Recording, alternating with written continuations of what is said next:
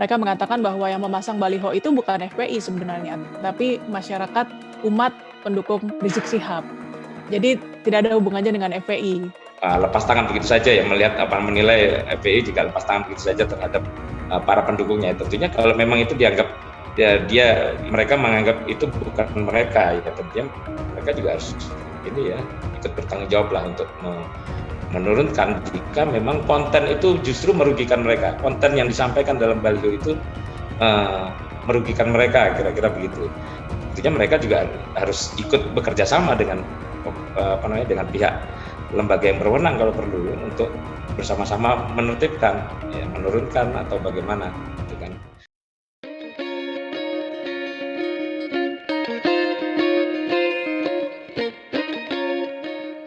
Halo Tagarians, para penonton Tagar TV dan juga pembaca Tagar ID, ketemu lagi sama saya, Kori Olivia.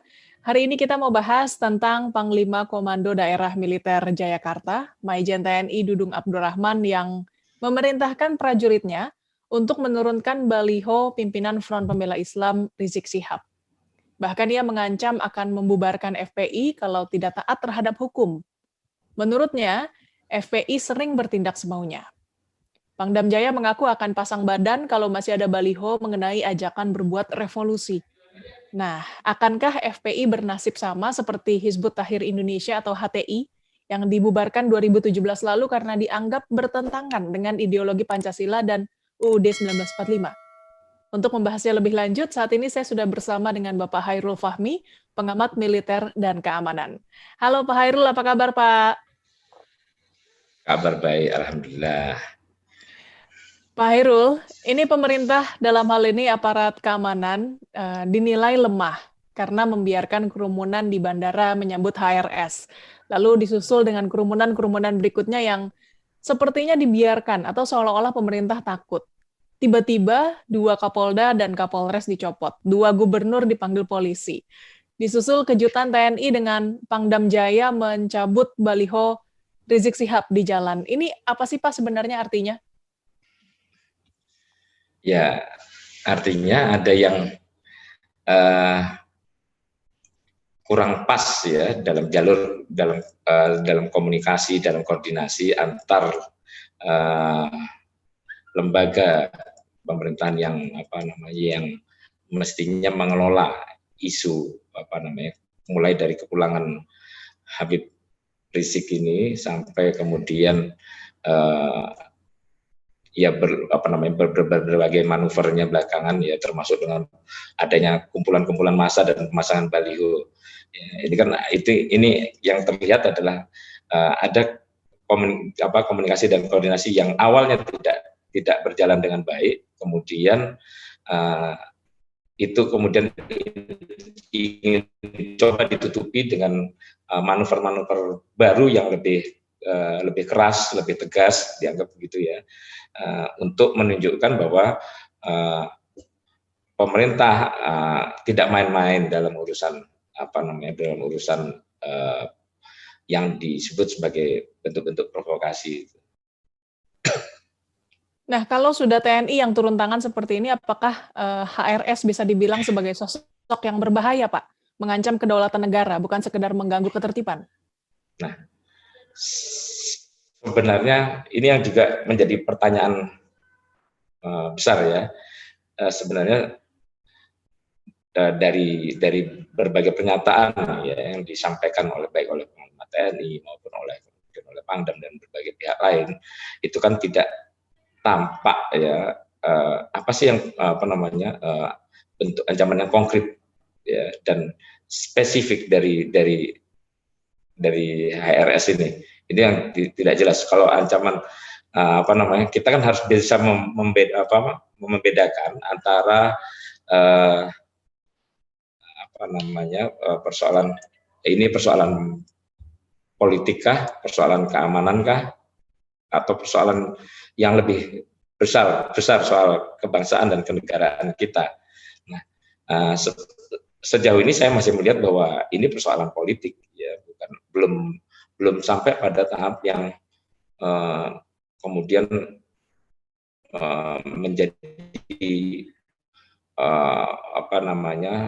potensi gangguan keamanan yang sangat serius begitu ya, sehingga memerlukan TNI langsung turun tangan. Saya kira ini masih bisa ditangani melalui pendekatan yang lain, seperti melalui penegakan hukum, melalui kepolisian, pendekatan mungkin penanganan secara politik oleh kementerian-kementerian yang terkait, ya Kementerian Dalam Negeri misalnya. Ya. Ini hal yang sebenarnya masih belum memerlukan urgensi TNI untuk turun. Baik. Nah, ini setelah mencopot baliho HRS, kira-kira menurut Pak Hairul, berikutnya apa yang akan dilakukan TNI dan Polri kepada FPI dan HRS? Ya, kalau kecenderungannya pasti akan lebih masif ya, urusan penurunan baliho ini. Tapi saya juga saya juga khawatir ini kemudian justru seperti semacam provokasi gitu ya bagi kelompok yang memasang. Mereka ketika diturunkan mereka akan turunkan lagi, mereka akan pasang lagi, dan mungkin saja akan jadi lebih banyak. Sehingga itu yang saya lihat, ini bukan solusi ya. Penurunan semacam ini bukan solusi bagi kalau ingin menang. Yang saya lihat kemudian penurunan baliho dan ketegasan yang disampaikan oleh beberapa pimpinan TNI dan Polri ini sebenarnya tidak semata-mata menargetkan FPI saja, tapi juga memberikan pesan yang jelas pada masyarakat bahwa jangan macam-macam gitu ya terhadap terhadap persatuan dan kesatuan TNI. Kalau tidak ingin berhadapan dengan TNI, itu kira-kira yang pesan implisit yang disampaikan kan. Dan ini yang saya kira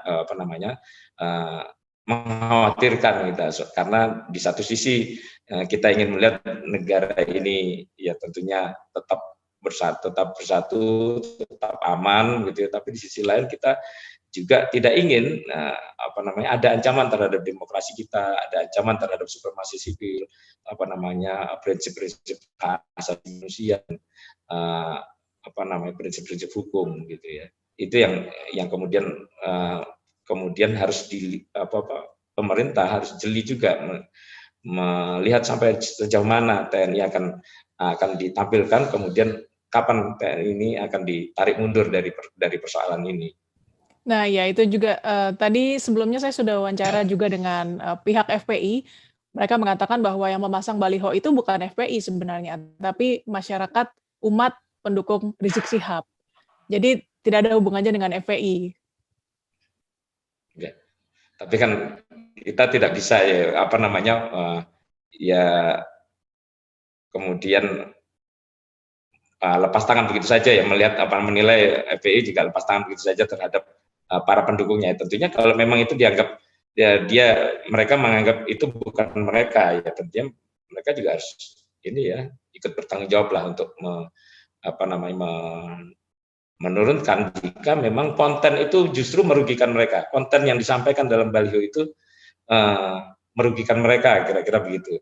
Tentunya mereka juga harus ikut bekerja sama dengan pihak lembaga yang berwenang kalau perlu, untuk bersama-sama menertibkan, ya, menurunkan atau bagaimana, dengan yang saya kira ya perlu dikomunikasikan lah. Saya kira ini masih sesuatu yang masih bisa didiskusikan ya antara FPI dan pihak TNI Polri dan pemerintah. Saya kira sangat mungkin didiskusikan, karena apalagi kalau FPI sudah mengklarifikasi bahwa itu bukan mereka kan gitu yang memasang, ya tentunya ayo bersama-sama ditertibkan. Nah, tapi kalau menurut Pak Hairul sendiri nih, apakah sebaiknya FPI dibubarkan dan dinyatakan terlarang seperti HTI, atau dibiarkan saja tetap ada? Ini apa plus minusnya nih Pak? Ya saya kira soal pembubaran, kalau memang ini kan yang kita belum clear, ini kan soal apakah FPI ini masih legalitasnya masih masih apa namanya, masih berlaku apa enggak. Ini saya juga belum belum mendalami soal ini. Tapi saya pikir pembubaran ormas itu juga tidak mudah ya. Ada banyak aspek yang harus di apa namanya diperhitungkan dan kemudian dipertimbangkan ya menjadi dasar dari pengambilan keputusan. Karena bagaimanapun hak berpendapat, hak berserikat itu kan juga dilindungi konstitusi begitu ya. Sehingga katakanlah pembubaran sekalipun itu adalah jalan terakhir jika dianggap memang ya katakanlah dalam praktek berorganisasinya FPI ini dinilai melawan hukum misalnya atau tidak tidak memenuhi ketentuan perundang-undangan kan gitu.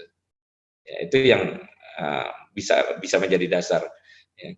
Karena kalau kita selalu ya main gampang membubarkan ya organisasi ini, kemudian ya itu akan jadi presiden buruk juga ya, bagi demokrasi kita, karena sejauh ini kan belum jelas apakah seberapa apa namanya FPI ini memang sebuah ancaman bagi kesatuan bangsa atau tidak. Ini perlu lebih spesifik ya. Butuh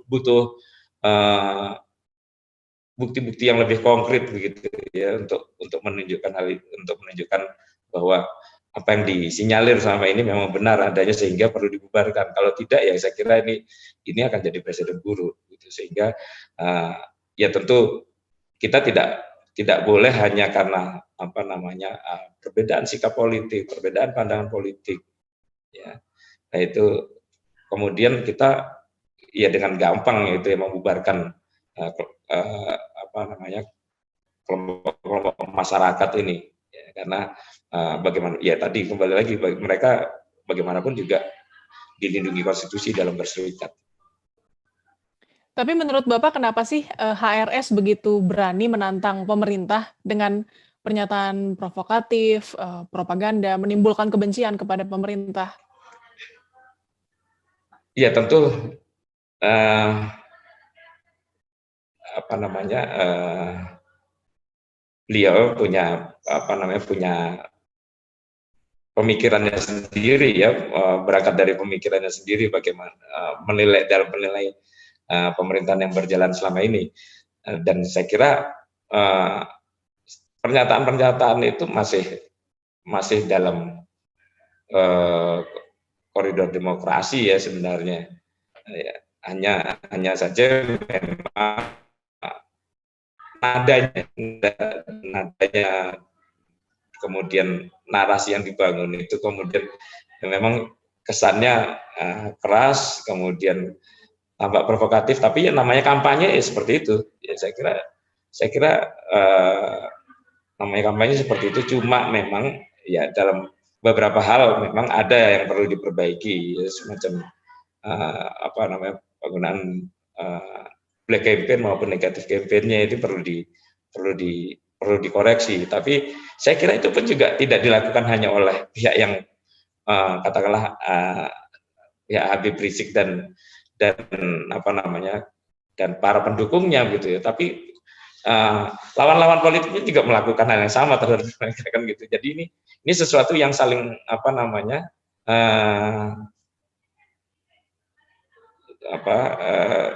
sifatnya itu apa ya saling satu menyaut lah begitu ya, sehingga semata-mata menyalahkan salah satu pihak karena kedua-duanya juga melakukan hal yang sama gitu. Kedua belah pihak katakanlah yang pro HRS dan yang kontra HRS juga sama-sama melakukan provokasi juga gitu ya. Itu yang apa namanya membuat keadaan jadi sulit, sehingga ya kalau pemerintah ingin menjadi penengah yang baik ya keduanya harus ditertibkan saya kira kedua belah pihak ini. Nah, menurut Bapak apakah sebaiknya Rizik Syihab dan pemerintah duduk bersama berdialog untuk rekonsiliasi? Sebenarnya bukan rekonsiliasi ya. Ini soal eh, duduk bersama ini saling mendengarkan itu lebih baik mungkin ya, bahasanya begitu ya, bukan rekonsiliasi. Karena kalau rekonsiliasi kesannya ini negara dengan masyarakat ya, kok kesannya kurang kurang pas gitu ya. Tapi eh, masyarakat, pemerintah mendengarkan pemerintah mendengarkan apa yang diinginkan masyarakat, mendengarkan pendapat masyarakat itu saya kira ada baik juga ya. Mendengarkan secara langsung dan berdialog begitu ya, sehingga tidak hanya saling mendengar dari kampanye masing-masing. Namanya kampanye ya pasti seperti itu ya. Jangankan antara yang pro dan kontra pemerintah seperti ini, antar kelompok masyarakat saja bisa, ya pemilihan RT aja bisa ribut kok kalau kampanye.